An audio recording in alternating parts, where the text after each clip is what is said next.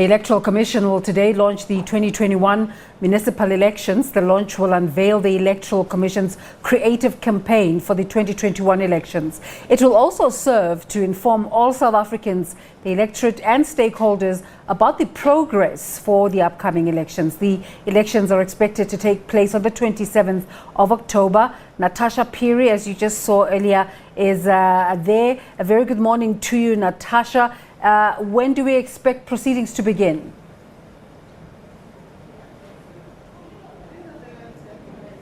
Well, very good morning to you, Desiree, and of course to our SABC viewers. Proceedings will actually begin at 11 and then will end at 12 o'clock. But as you've correctly cited, Desiree, the IEC is today launching the 2021 municipal elections and it will unveil its campaign to raise awareness among South Africans, amongst the electorates. As you know, the upcoming polls have been announced. South Africans will be heading to the polls on the 27th of October later on this year. But of course, Desiree, this happens under unprecedented times of COVID-19. I mean, if you remember properly, the IEC had actually unveiled its campaign in 2019 at the Gallagher Convention Center under the theme Excel at that time. And, the country wasn't experiencing the COVID pandemic as it is experiencing now. I beg your pardon, the pandemic, the COVID-19 pandemic has not only ravaged the lives and livelihoods of not only South Africans but global citizens, but it's also disrupted the calendar of the IEC. As you know, that Desiree, the IEC has quite a number of backlogs of by-elections that it actually had to conclude. We had the Super Wednesday by-elections taking place last year in November, another set of by-elections in December. It was then halted in January and February and then resumed in April. We just came out of by-elections in May, and of course the last installment of by-elections will be taking place on the 30th of June. And because of that, because of these disruptions to the calendar of the IEC, there's only going to be one voter registration weekend that will take place from the 17th to the 18th of July. But I mean, a lot has happened this year in terms of, the IEC. We've seen the political funding bill coming into effect from the 1st of April. And of course, we all know that that bill is set to promote transparency of funding amongst political parties. It also regulates public and private funding of political parties. And now we know that parties should disclose any form of donations above the benchmark of 100,000 rand. And of course, the maximum a political party could receive is 15 million rand. So a lot of things happening around the commission, especially as we head to the local government elections in October. But Desiree, also that all-important announcement that the IEC had about last month, unveiling, the former Deputy Chief Justice Dikgang Moseneke to actually, lead a process or investigate a process of whether it will be conducive to hold elections, free and fair elections, under the current COVID-19 situation. In fact, one wonders that if this launch doesn't then preempt the former Deputy Chief Justice's decision in terms of that investigation, Natasha?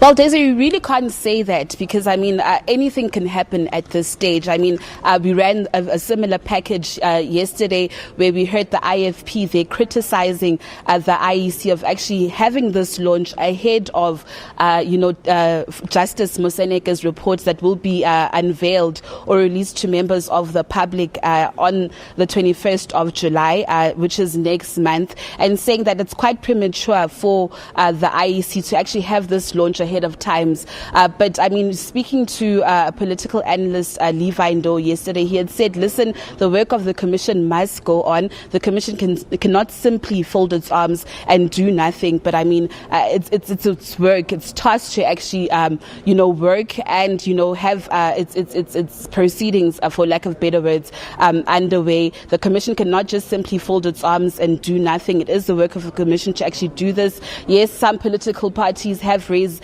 their dissatisfaction over this, like the IFP, as I've said, saying that they want the elections actually to be postponed to next year. In May, we have the EFF, which spearheaded a proposal amongst various political parties, saying that they wanted the elections to be amalgamated and actually held in 2024. But of course, we then saw that announcement of the president saying that elections will then take place on the 27th of October. So, I mean, different feelings from various quarters there, saying that it is quite premature for the IEC or for the president to actually make that announcement under COVID-19, situations or pandemic. But I mean, in regards to Justice Dikgang Moseneke's work and launching that inquiry into whether it is conducive or not to actually hold the elections under COVID-19 regulations, he's met a number of stakeholders, including political parties.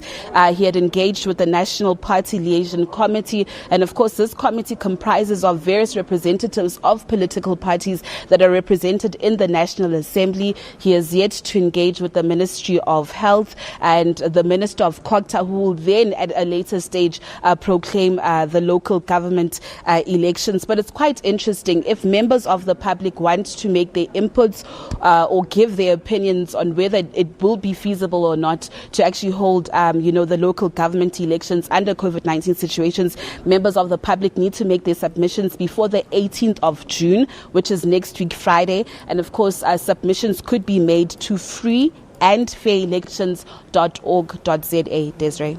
We've heard recently the Minister of Cooperative Governance and Traditional Affairs saying that some legislation might need to be changed to accommodate these local government elections. Do we know how the IEC is engaging with this conversation around the amendment of legislation?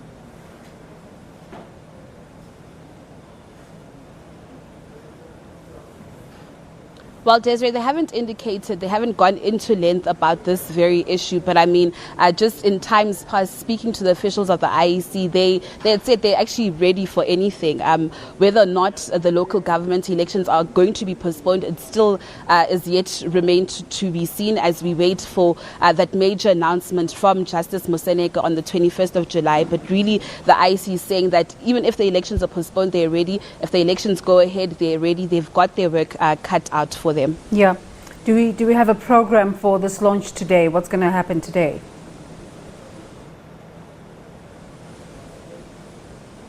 Well, IEC officials have yet to come in. We do know that the program will start at 11.